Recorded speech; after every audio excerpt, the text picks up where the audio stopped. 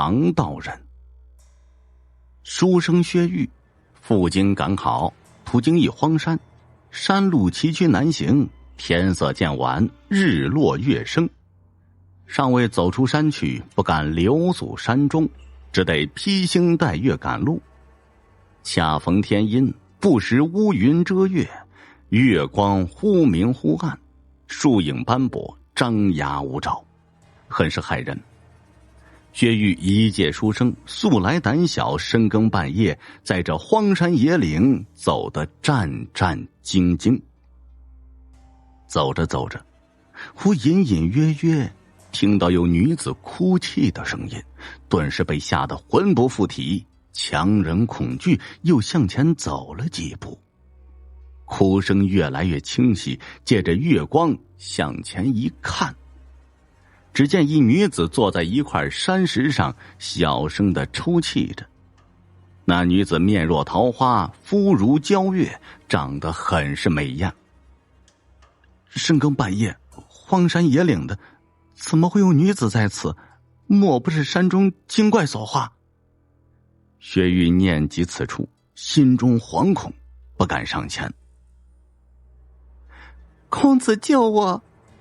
那女子看到薛玉，开口说道：小女是山下李村人士，随父亲投奔亲戚，途经此山，不料山中遭遇豺狼，父亲丧命。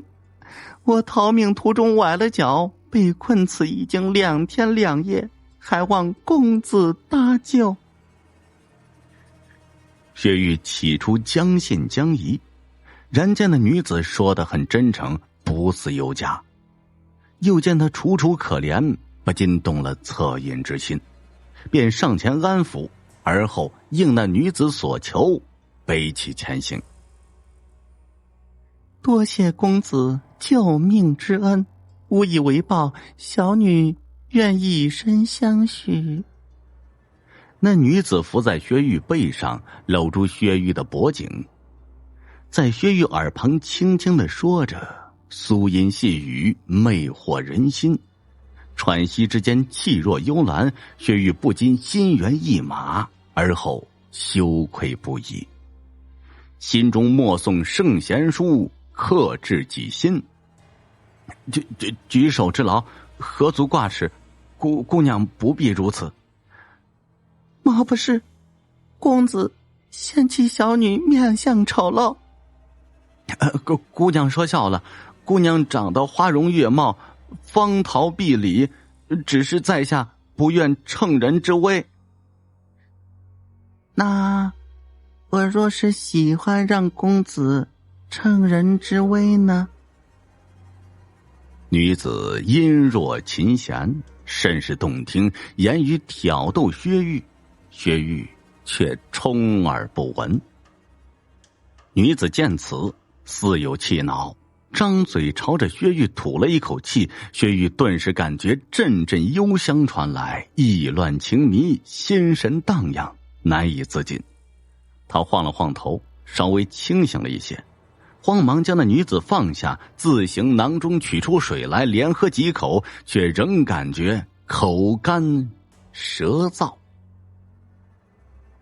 荒郊野岭，你我2人独处，难道公子不想做些什么吗？那女子媚笑，靠近薛玉说道：姑娘，请自重。薛玉连连后退。女子柳眉倒竖，显得颇为恼怒。这时忽听一阵笑声传来，自暗处走出3人。小妹，你这次可是栽了。你们是何人？薛玉望着3人，开口问道：我们是何人？我们不是人。那3人面目狰狞，围着薛玉狞笑不止。薛玉见此大骇，知道怕是遇见山中精怪，撒腿便跑。公子莫要走，不要丢下小女。薛玉回头一看，顿时被吓得魂飞魄散。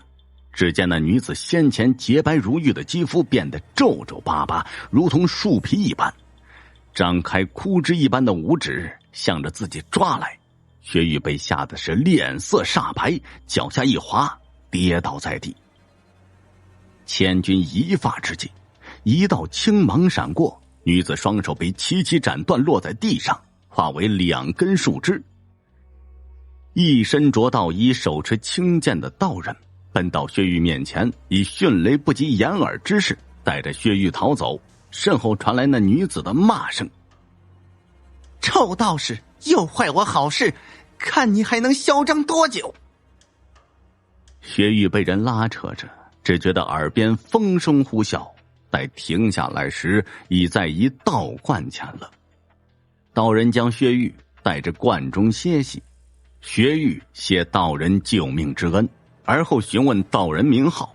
道人答道：“庞道人。”庞道人告诉薛玉，此山中妖魔鬼怪甚多，要其在观中歇息一晚，待明日天亮再走。日光之下，妖邪不敢现身。薛玉欣然同意，又向庞道人道谢。庞道人随后将薛玉带到一间厢房，房中有床铺。薛玉早已疲惫不堪，又累又困，倒床便睡了。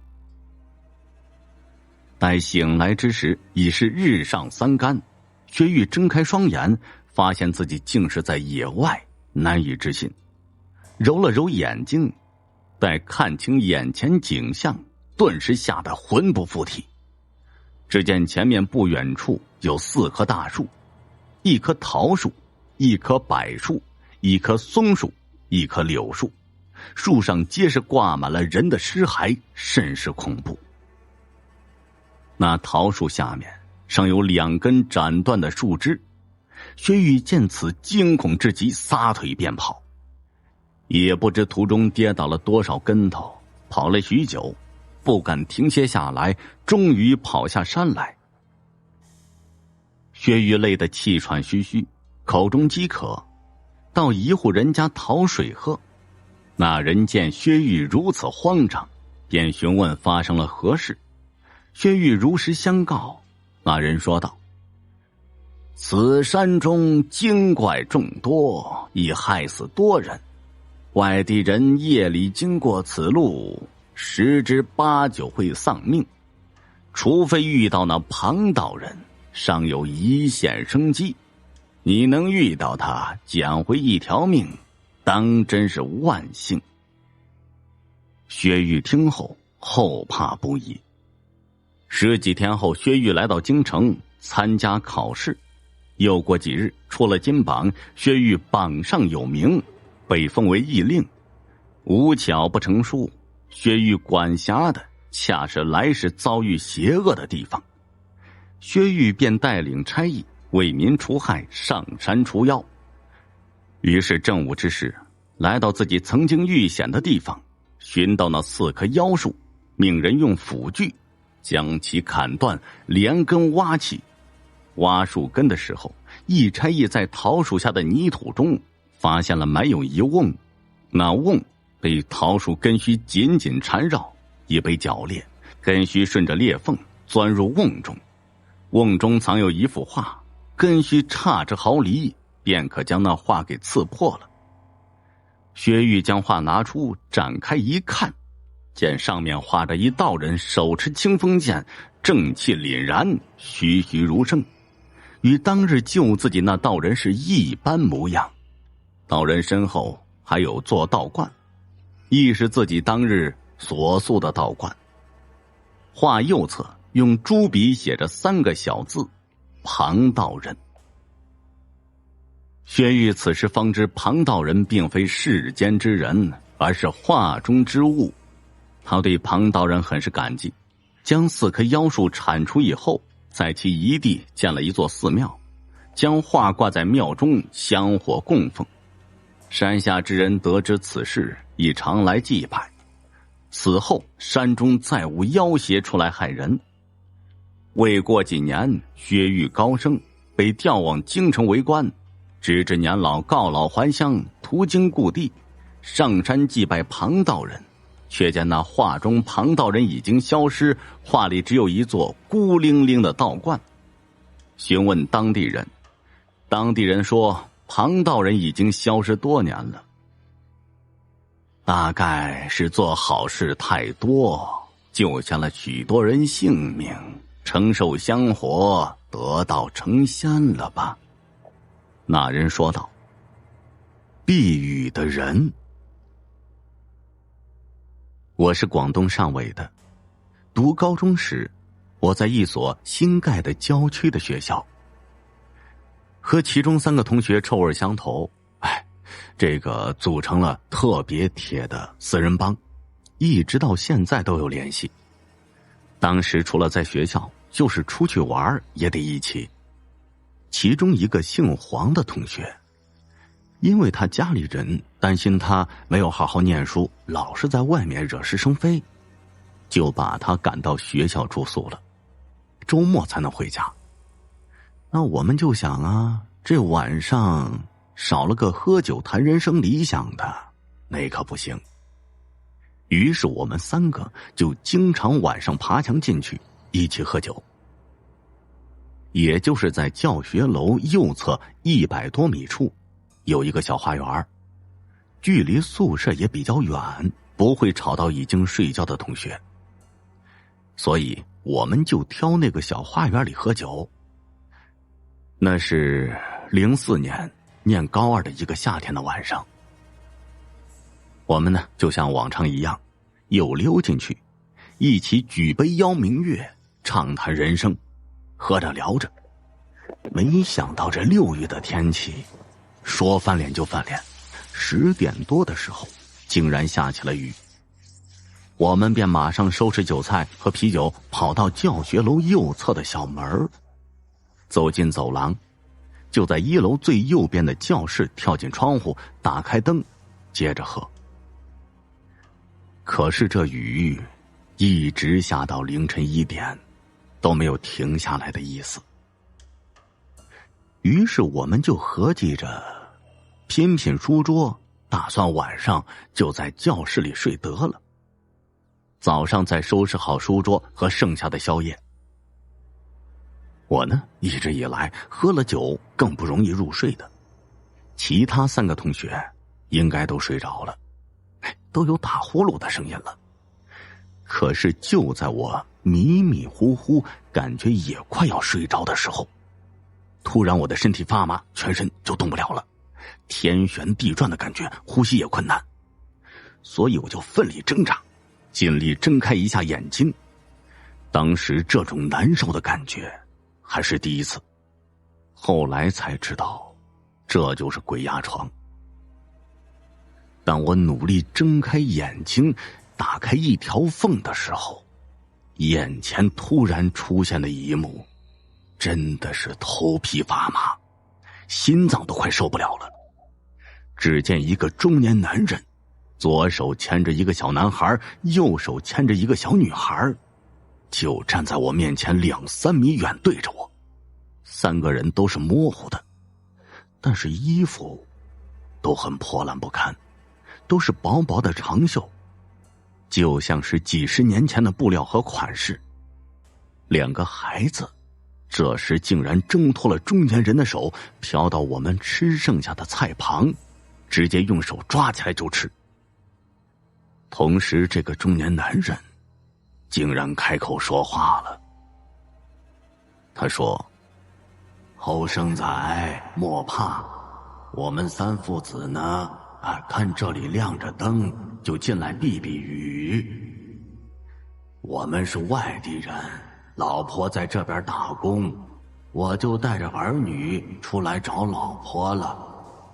可是找了好久都没找到，我就买了一辆2手自行车，带着儿女一边捡垃圾一边找。就在一个雨天，被一个沙土车给撞了，我们就埋在学校的后山。学校的后山确实是坟墓，老辈人也都说是乱葬岗。当时我就忘了是2分钟还是多久，可能是受不了了，潜力大爆发，我这时啊的一声就坐了起来了。同时，这面前的3个人也消失不见了。我喘着大气，心脏也在超速跳动着，满身是冷汗。我就这么呆呆坐了好一会儿，才反应过来，转过头看其他3个同学，睡得还挺安稳的。我感觉我是很大声的叫了一声啊，难道这3个猪头都没被吵醒吗？我当时就害怕呀，我就这样一个人心神不定的醒着，于是呢，我就把他们都叫醒了。可能是因为他们喝了酒，或者呢，是我现在已经没有力气了，怎么叫都叫不醒。我便再次爆发我的潜力，一个人一脚。3人在睡梦中被无端端的踹了一脚，都被吓醒了。结果一定神，看到是我踹他们的，就骂骂咧咧问我是不是耍酒疯，自己睡不着了，还得他们陪着大眼瞪小眼不是。我就打了个手势，让他们赶紧停下。这时我的心脏依然蹦跳的厉害，然后就喘着大气跟他们说我刚才的诡异经历。等他们听完，也是头皮发麻，还嚷嚷着我的妈呀，这让我们还怎么待到天亮啊？可是外面黑漆漆的，还下着小雨，只能开着灯赶紧关窗。4个人挨在一起熬到天亮，校门一开，我们就赶紧跑了。当天呢都没有回学校，我回家睡了一觉，起来之后浑身无力，还发着低烧。第2天他们在学校还是没见着我，晚上跑到我家来看我。我家人见到我这3个死党，念叨我们不好好读书，下雨天也不知道跑哪儿疯了，搞了个感冒回来。他们马上解释在学校不小心淋了雨，后来呢就溜进我房间。于是我们又一合计，这事儿呢不能传出去。传出去啊，人心惶惶不说，我们晚上溜进教室喝酒睡觉，影响也不好。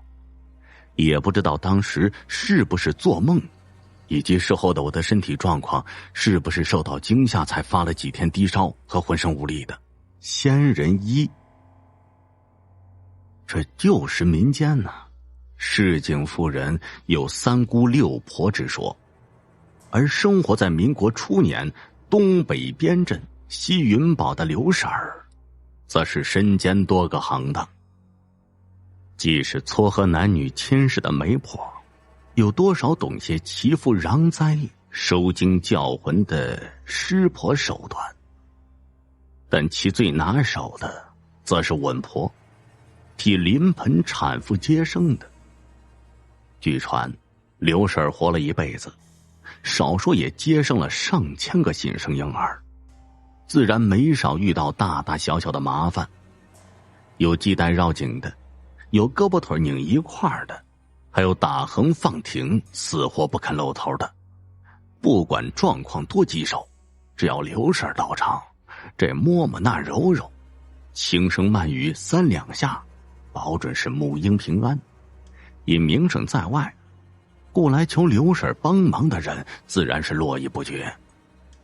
就在这天傍晚，又有一个腰身佝偻的老太太急急忙忙叩响了门环。随着吱呀声响，门开了，刘婶的儿子侯传顺迎了出来。哎呀，这是刘婶家吧？我是来求刘婶救我儿媳妇儿的。老太太忙不迭地说着，抬脚就往门槛里迈。不料侯传顺叹了口气，拦住老人家。哎呀，老人家实在对不住，请回吧，我娘她年迈体弱，走不动了。这老太一听，禁不住是老泪潸然而下。刘婶要不去，儿媳难产，定闯不过这鬼门关。而侯传顺说的也是实情，母亲刘婶年事已高，大夫也称没多少时日了。但让他万万没想到的是，就在和老太说话的功夫，刘婶竟然强撑着走出屋。传顺啊，带上娘用的家什，把咱家的独轮车推过来。娘，大夫说娘没事儿，走吧。刘婶打断儿子，颤巍巍地坐上独轮车，又招呼老太太在前头带路，匆匆引入了沉沉的暮色之中，兜兜转转，一路疾行。约莫小半个时辰后，侯传顺推着刘婶儿停在了一间茅草屋前，不待下车，就听到几声撕心裂肺的痛叫撞入了耳膜。老太太愈发慌了神，双膝一屈就要跪。老妹子，别这样，快搀扶我进去。传顺儿，你就在这候着，别动地儿，有事儿我招呼你。刘婶边叮嘱边往屋内走，很快就来到产妇的床前。别怕，刘婶儿来了，不会有事儿的。说着，刘婶伸手揭开了盖在产妇身上的薄被。当她去掀产妇的内衣时，站在旁边的老太突然叫住了她。刘婶儿，你。老太太呢是支支吾吾，欲言又止。你想说啥呀？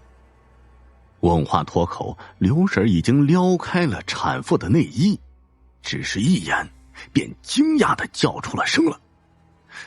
怎么会这样？娘，你咋了？胡传顺在屋外问道。没啥事儿，你别进来。刘婶喊道。哪能没事儿啊？产妇的身下似已血崩，血污斑斑，身上则长满了密密麻麻的尖状刺猴，一根根胜似绣花针，格外坚硬扎手。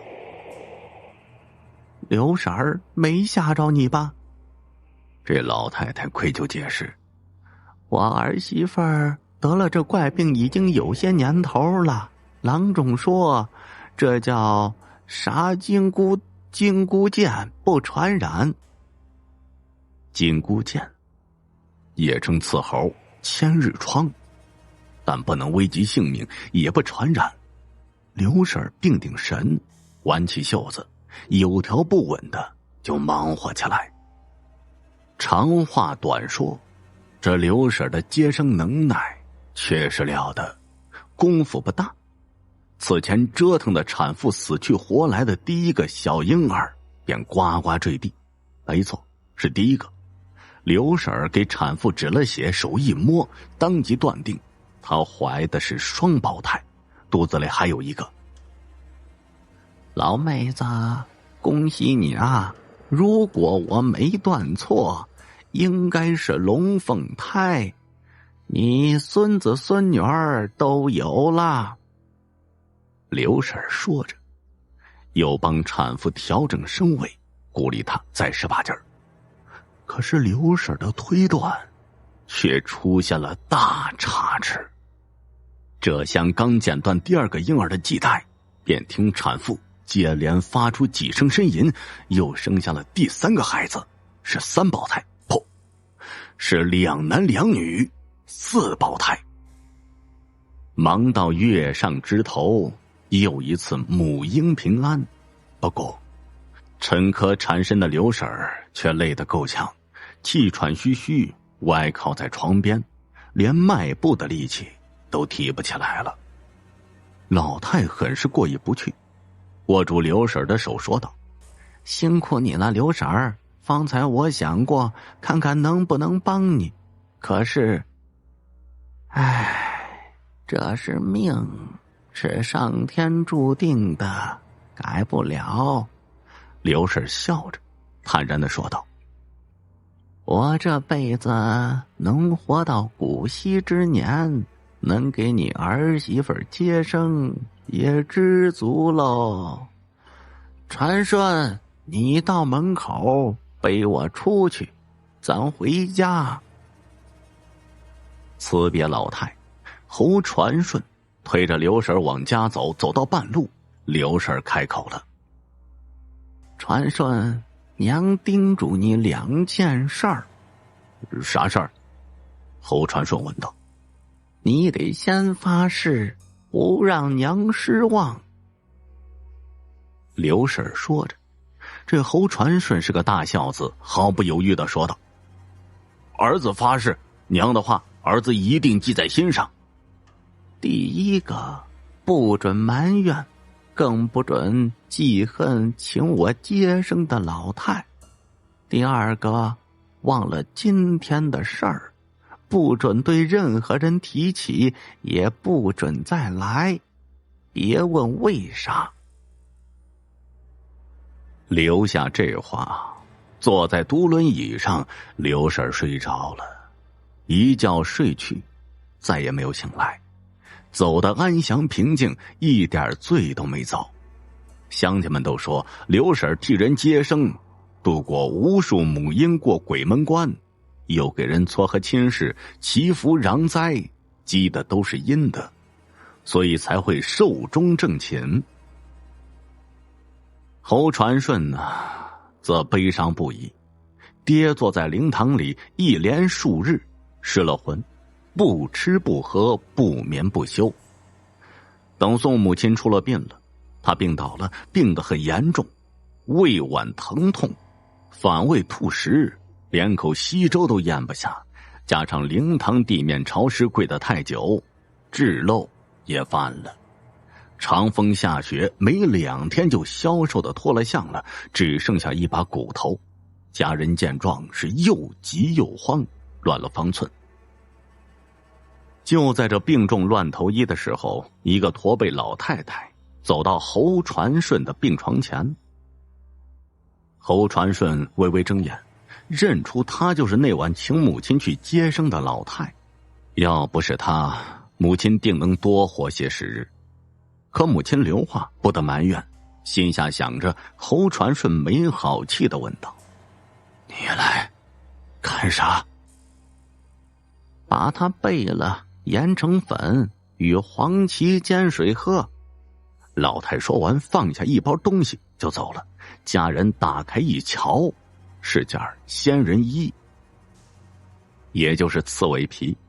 请来药铺掌柜长眼，掌柜细细观瞧，顿时连声赞叹：哎呦，好东西，至少是活了500年的刺猬，才会有这般仙人衣。水煎成汤，只需1碗，保你药到病除。侯传顺听在耳中，忽地想起母亲去世前的叮嘱。还是那晚在屋外，他听到了母亲的惊呼和老太的解释。什么枯金剑、刺猴，分明就是仙人衣。产妇长着仙人衣，那不就是刺猬吗？再者，世间寻常妇人又有几个能生4胞胎的？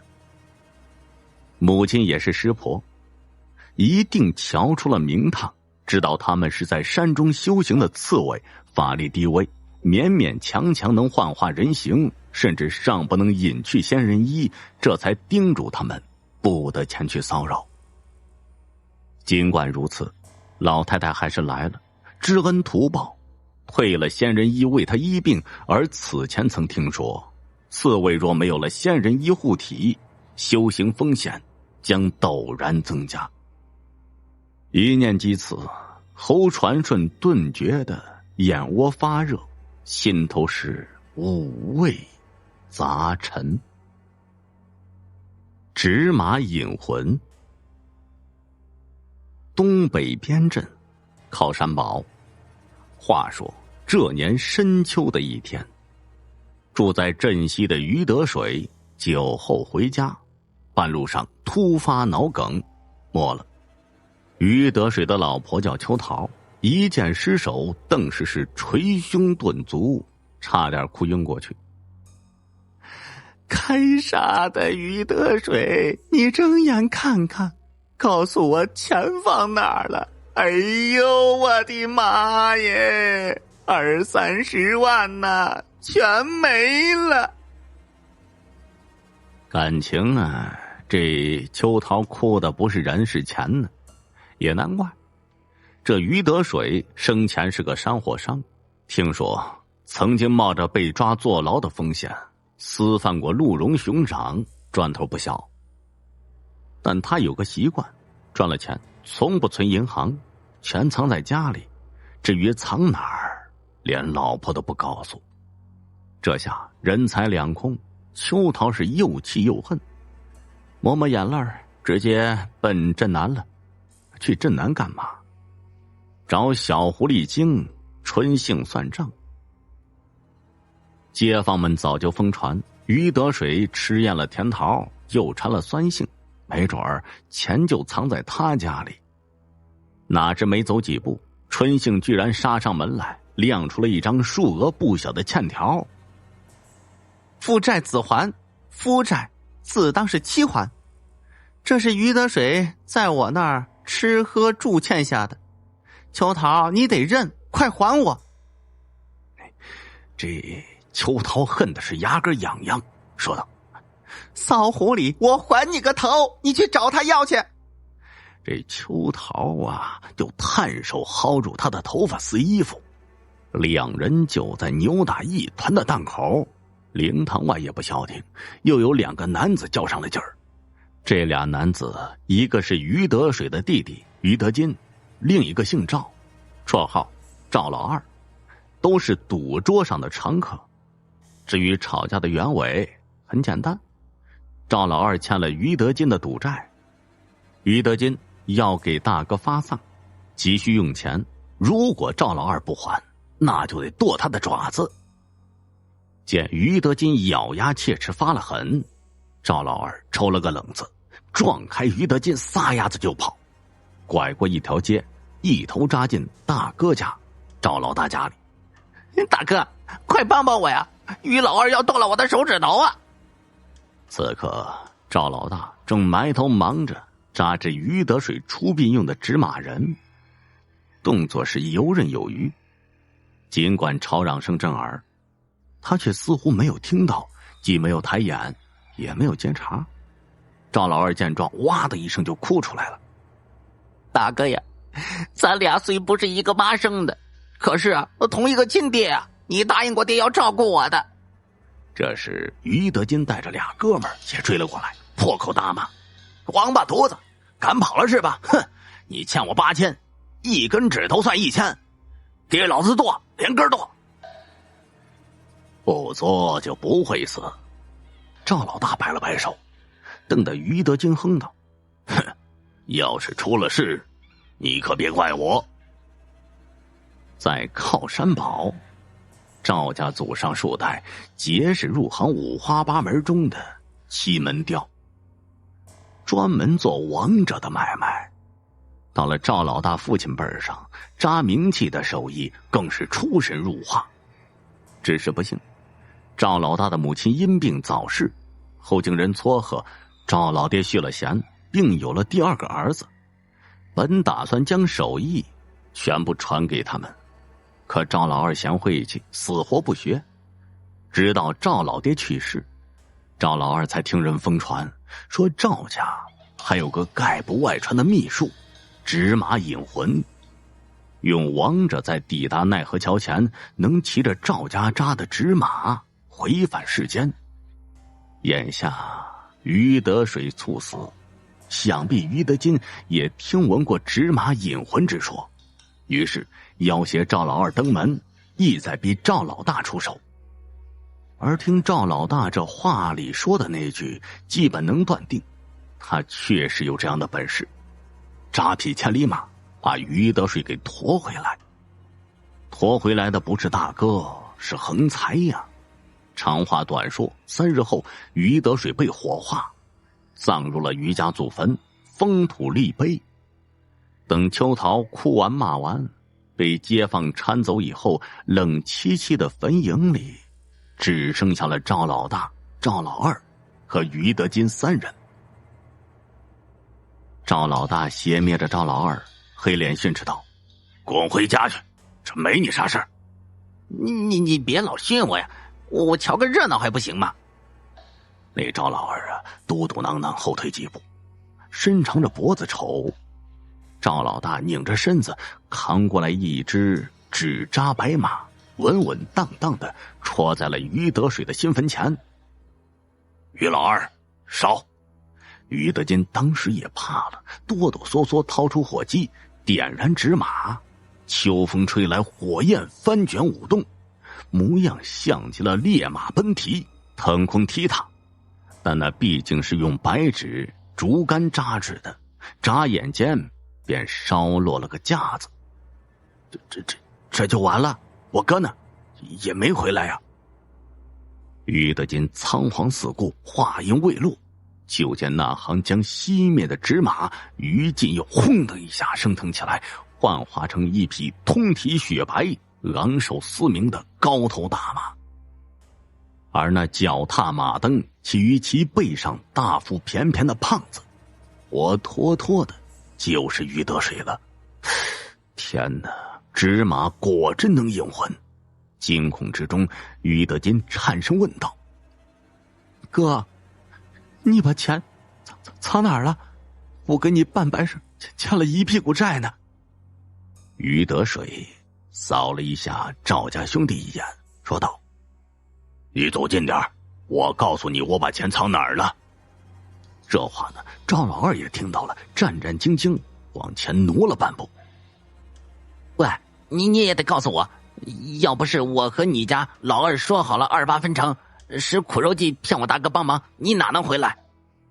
这赵老大一听，暗叫糟糕，慌忙去戳赵老二：“你回来，仆役之财不可取。”恰恰此刻，不远处的枯草丛中又窜出2个女人，争着抢着往前冲，异口同声的喊道：“老公，钱呢？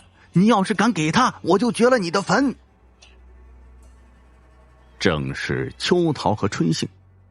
赵老大看的是一清二楚，于德水几次试图跳下马，却不知哪出了岔子，没落地儿。最终呢，只能弯腰垂手，恶狠狠地扼住春杏的脖子，痛下杀招。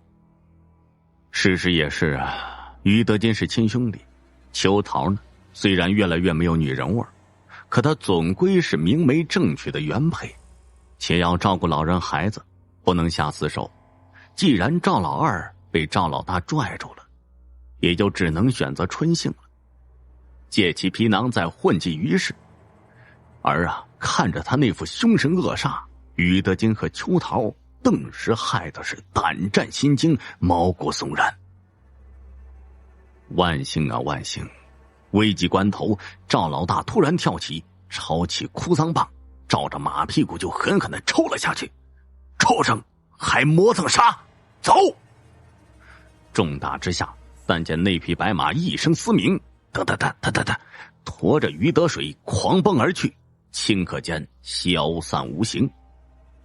对于发生在靠山堡的这档子事儿，还有被于德水藏丢的那笔钱，此后当事者均是绝口不提。山民们也视作笑谈，自古至今，谁家丧事不烧纸马？纸马引魂，你们谁见过？纯属扯淡。对于这种说法，赵老大只是报之一笑，从不辩驳。这天，他刚跨进家门，就瞄见已经改邪归正并跟他学手艺的赵老二在扎纸马。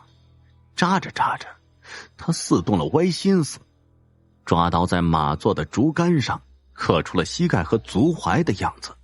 这一幕正巧被赵老大瞧在眼里，他跨步过去，抢过竹竿，缺为2截，然后扔得远远的。扎纸马必须扎不能回弯的直腿，还有这锁脚马蹬也必须得下功夫，绝不能糊弄。记住没？再胡折腾，哼，大哥可不惯着你。复仇蛇。雨越下越大，雨点重重地拍打着玻璃窗，发出啪啪的声响。郝希云不自觉地打了个寒颤，猛地从床上弹起来，睡意全无。这6月的天，后背却突然感到一股莫名的凉意，禁不住又打了一个寒战。他有预言，今晚一定会有事情发生。暗亮壁灯，陶希云仔细地检查房间每一个角落，确认没有任何一处疏漏，这才又放心地回到床上。此时的房间里，他的床被蚊帐包裹得严严实实，连只苍蝇都飞不进去。陶云熙望着窗子，嘴上想说什么，却什么也没有说出来。墙上的时钟指向23点25分。陶希云再也不敢睡觉了，躺在床上，睁着眼睛盯着天花板，思绪回到了10年前。农家小院，只有13岁的陶希云正在院子里和小伙伴捉迷藏，突然听到母亲在后院骂道：“你这条该死的蛇，看我今天不打死你！连今天这只鸡，这已经是被你这条畜生咬死的第3只了。”陶希云和小伙伴听到母亲的骂声，都向后院跑去。他和小伙伴到了后院，看到母亲那张生气的有些变形的脸，还有地上那些尚有气息的大母鸡，只见鸡脖子上不断的往外淌着鲜血，鸡爪子有一下没一下的挣扎着。母亲看到他们进来，指着地上的鸡对他们说道：“你们看看，快拿家伙，帮我一起找到那条该死的蛇，我要把它碎尸万段。”“妈，蛇呢？”陶希云边问边操起一把柴刀。“那小畜生精着呢，吃完鸡看我过来就躲起来了，不过应该还在这个院子里，没跑远。”母亲回答。说完，母亲呢也操起了一把锄头。陶希云和小伙伴们一起与母亲开始找蛇了。后院平时是用来养鸡养鸭的，堆放杂物的，院子里有些乱。他们拿起锄头、竹竿和柴刀，在这里敲敲，那里赶赶，始终不见蛇的踪影。“小云，快来，这畜生躲在这儿呢！”小伙伴朝陶希云大喊。陶希云和母亲一起跑过去，原来蛇躲在一块大石板下面。此蛇全身呈褐色，足有小孩手臂般粗，长大约半米。见到人靠近，吐着信子，做攻击状。陶希云仔细地观察了蛇藏身的地方，发现石板后方根本无路可走。他要是逃走，就必须从他们面前出来。母亲是怒目圆睁，举起手中的锄头，做好了随时出击的准备。小伙伴用长竹竿试着伸进去，把下面的大蛇给捅出来。大蛇见到竹竿伸起来，狠狠地咬了一口，咬出了竹竿。小伙伴不管不顾的拿着竹竿使劲的往里面乱捅。大蛇终于受不了，他想要逃了。陶希云喊道：“只要这畜生出来，我肯定打死他。”母亲把锄头对准了出口，小伙伴还在往石板下面乱捅，蛇开始往外逃。刚逃出石板，母亲就举起手中的大锄头向他头上砸过去。可惜这小畜生灵活着呢，只见他一个摆身，顺利躲过陶希云母亲的攻击，转头向着陶希云的方向逃去。他受伤了，爬过的地方留下了丝丝的血痕。陶希云将柴刀对着大蛇，大蛇看见他手中的柴刀，张开大口向着陶希云咬去。说时迟，那时快，他用力的挥动手中的柴刀向大蛇砍去，手起刀落，一段寸余长的蛇尾掉落在地上。母亲尖叫起来，大蛇趁着陶希云愣神之际，忍着疼痛逃向院子外面了。等他反应过来追出去的时候，除了一路血痕，哪里还有大蛇的影子呀？晚上陶希云做了一个奇怪的梦，一条断尾的大蛇缠住他的脖子，开始不断的收紧身子，他感觉呼吸越来越困难。在恍惚之间，大蛇开口说话了：“陶希云，你断了我的尾巴，我要你的命，我要缠你一辈子。陶希云想要开口求救，却怎么也喊不出声音来。他惊恐害怕，就在感觉自己葬身在蛇口的时候，突然被人叫醒了，头上冷汗直冒。原来是父母听到他的喊声赶了过来。他摸了摸脖子，再看父母亲，确定自己还活着。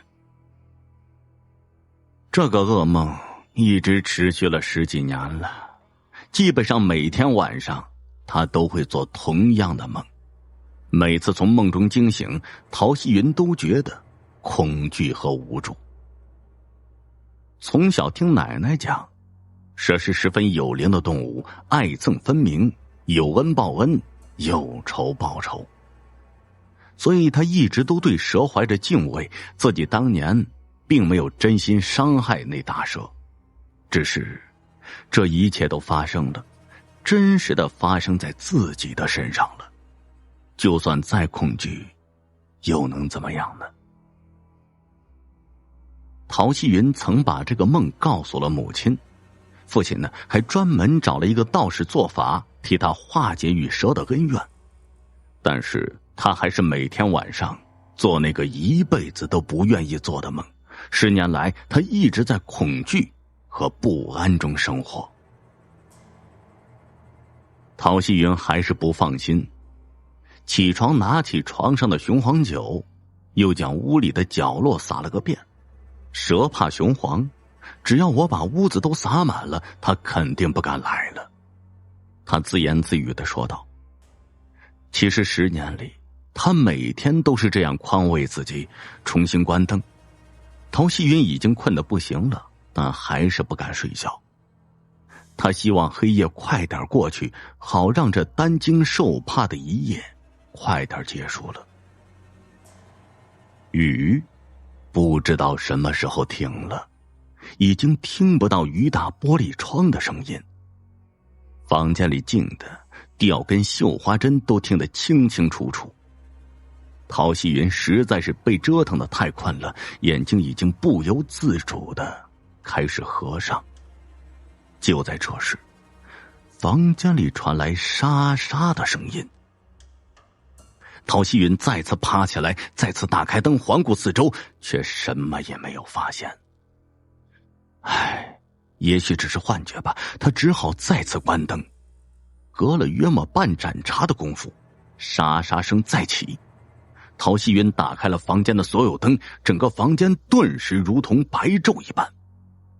陶希云随手摸出了枕头下的尖刀，就在今晚，他决定和这条前来复仇的蛇决一死战，了结了缠了自己10几年的噩梦，最多与他同归于尽。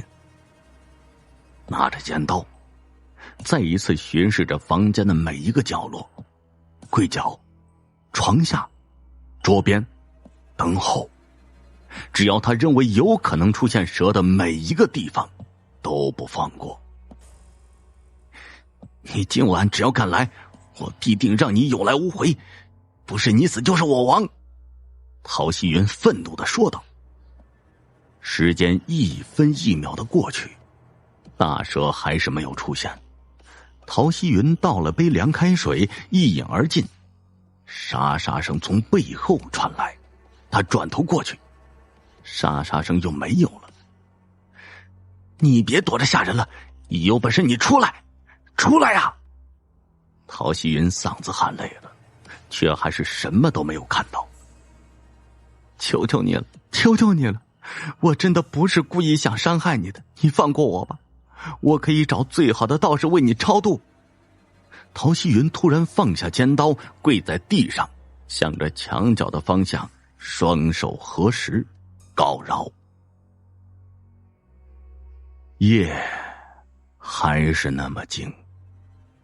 陶希云已经接近崩溃了，他无力地瘫坐在地上，举着尖刀，敌视着眼前的一切。东方开始露出了鱼肚白，折腾一夜的陶希云此刻看上去身体已经极度疲惫。他真的好希望那条大蛇来找他报仇，将他吃掉算了，他再也不想过这样担惊受怕的日子了。陶希云，你一个晚上都在神神叨叨的干啥呀？楼下传来父亲咳嗽声。父亲本来是一个随和的人，但这10年来，儿子一到晚上就神神叨叨的，他也开始厌烦。因为他觉得儿子要么是中邪，要么就是神经病。请过各路神盘跳大神，但都没有任何效果。也曾好几次想把儿子送去精神病院治疗，但都被母亲制止了。母亲觉得儿子没病，是个正常人。天亮了，父母来到陶希云的房间，看到已经成熊猫眼的儿子无精打采地靠在椅子上，他们知道儿子又折腾了一夜。你到底干什么呀？这么大人了，天天这样，全家人都非被你整成精神病不可。儿子虽然是这样，父亲心疼，但一看到他就气不打一处来。你好好和儿子说话不行啊？母亲呢，责怪父亲。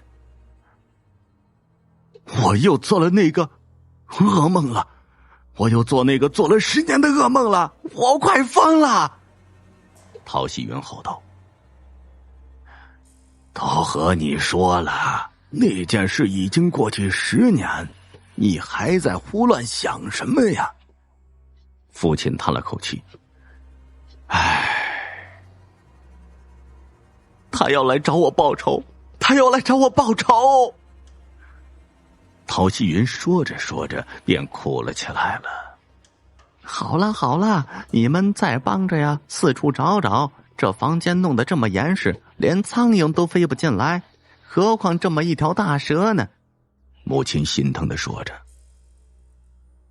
父亲在房间里四处查看着，认真地检查每一个柜子和抽屉。他们要让儿子清醒，这世上根本没有蛇会复仇这一说法。那些老人传下来的话不过是无稽之谈罢了，要让儿子不能这样疯下去了。啊！母亲尖叫起来。是什么？是什么？陶希云从椅子上弹起来，父亲听到叫声也跑了过来。只见母亲用木夹子从衣柜底层挑出来一只秃毛大老鼠，跳到陶希云的面前。看到了吧，原来是这个东西在作怪，怪不得整晚都有响动。父亲说，这只老鼠呢，尖尖的脑袋，一对红眼睛不停地眨，尾巴断了一大截儿。它是在衣柜里被衣服压住了身子，挣脱不了，才会搞出这么大动静的。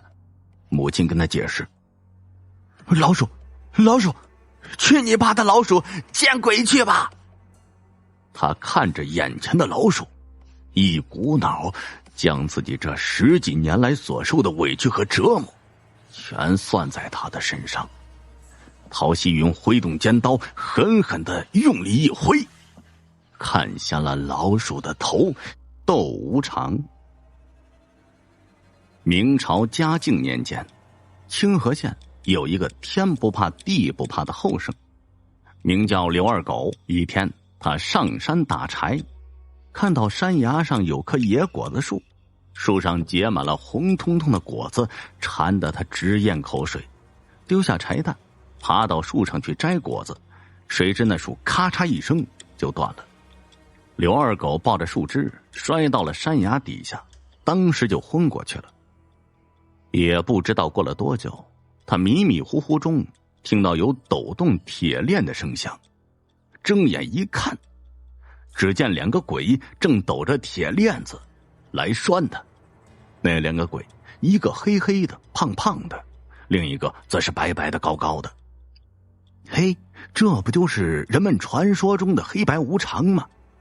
刘二狗一把抓住铁链子，转身一甩，那铁链子就绕到了白无常的脖子上，只把白无常给勒得喘不过气来。黑无常见状，忙扑向刘二狗，张大嘴巴去咬他的脖子。刘二狗顺手抓起一个果子，就往黑无常的嘴巴里塞，一直塞到黑无常的嗓子眼儿。黑无常也一下子喘不过气来，忙倒退2步，伸手去抠果子。这时刘二狗使劲一拉铁链子，白无常就被拽到了跟前。刘二狗大声说：“快把我送回去，不然我就勒死你！”说着两手一使劲儿，那铁链子收得更紧了。白无常呢，忙喊饶命，说他愿意送刘二狗回家。黑无常抠出了嗓子眼的果子，又扑向了刘二狗。刘二狗说道：“你敢再一动，我就勒死他，看你怎么回去跟阎王交差。”黑无常只好停住了脚步了。接着刘二狗让白无常背起他，又让黑无常扛起那根结满果子的树枝送他回家。黑白无常只好乖乖的照做了。他们蹦蹦跳跳的上了悬崖，然后把刘二狗就送回家了。刘二狗倒也是守信，当即放开了白无常，谁知黑白无常又准备来锁他。好在这时鸡叫天亮了，他俩不能再锁人了，只好垂头丧气的就走了。回到地府，阎王看他俩空手而归，惊讶的问道：“让你们锁的人呢？”黑白无常一五一十的讲了。阎王翻开生死簿，见上面清清楚楚的写着刘二狗的名字，不觉生气的说道：“连个凡人都锁不来，真不知道你们俩是干什么吃的。给你们3天时间，再锁不回来，我就把你们打入18层地狱。”黑白无常一听，吓得是魂飞魄散，忙凑在一起想办法。黑无常说道：“哎呦，这刘二狗胆子奇大，根本不怕咱，更何况有了昨天的一战，他更不把咱们放在眼里。咱们按照正常路数出牌，那是肯定不行了，得想个鬼主意，耗尽刘二狗的元气，咱们呢好抓住他了。”这白无常呢，眼珠子一转，兴奋地说道：“那就让小倩出面吧。”黑无常联手叫好。小倩是个枉死的孤魂野鬼，十分的俊俏。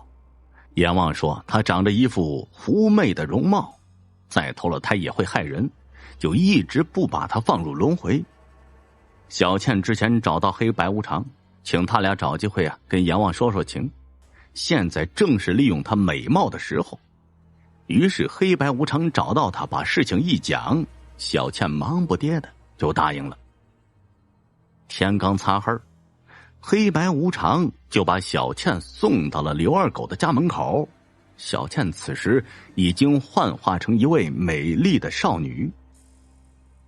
她上前敲了敲刘二狗家的院门。刘二狗之前呢腿摔伤了，正在炕上养伤呢。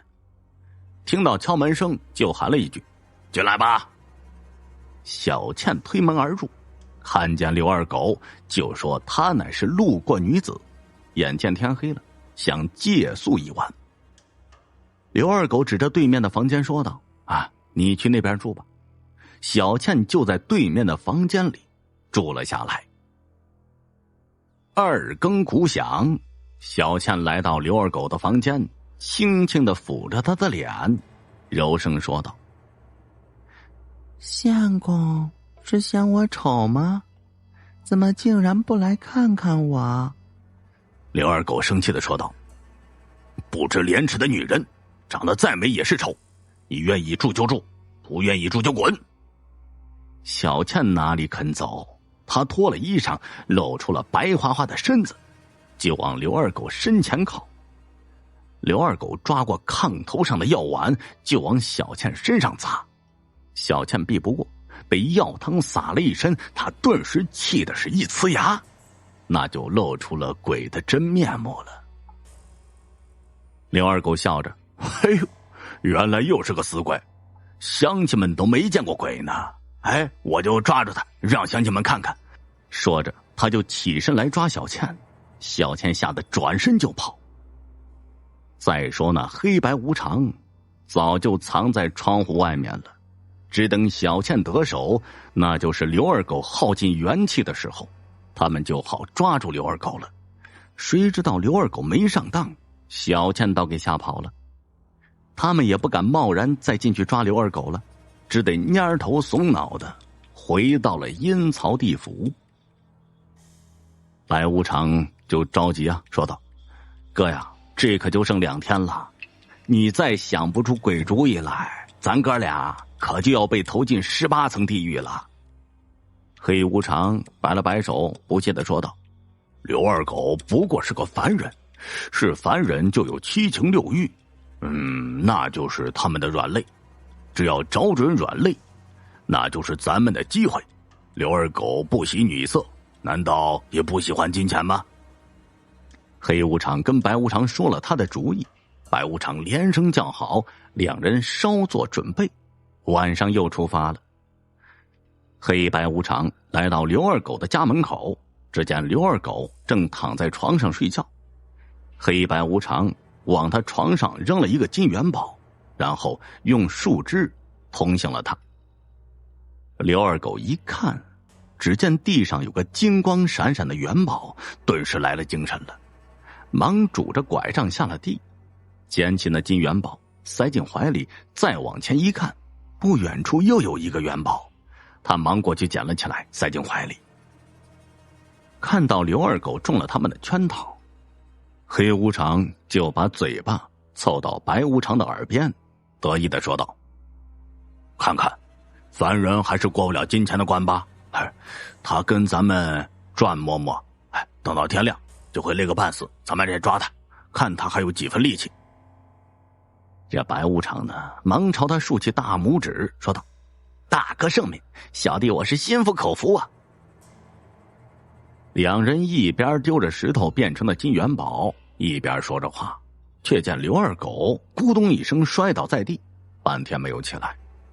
白无常惊愕地问道：“哥，他这是怎么了？”黑无常想了想，得意地说道：“哎呦，他给累趴下了吧？他从悬崖上摔下去，本来就受了伤，损了元气，再捡石头，那就给累坏了。”说着呢，他从怀里掏出铁链子，往刘二狗脖子上套去。不料啊，铁链子还没套上刘二狗的脖子，黑无常倒觉得自己的脖子被绳子给勒住了，不觉一惊，只见刘二狗跳起来勒紧了绳子，笑嘻嘻地说道：“嘿嘿，还真被我给猜对了，果然是你俩在搞鬼。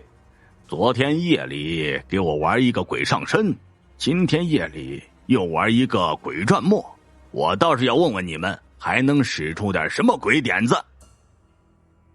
他一边勒着绳子，黑无常被勒得喘不过气来，忙求饶：“刘大爷，你快松手！”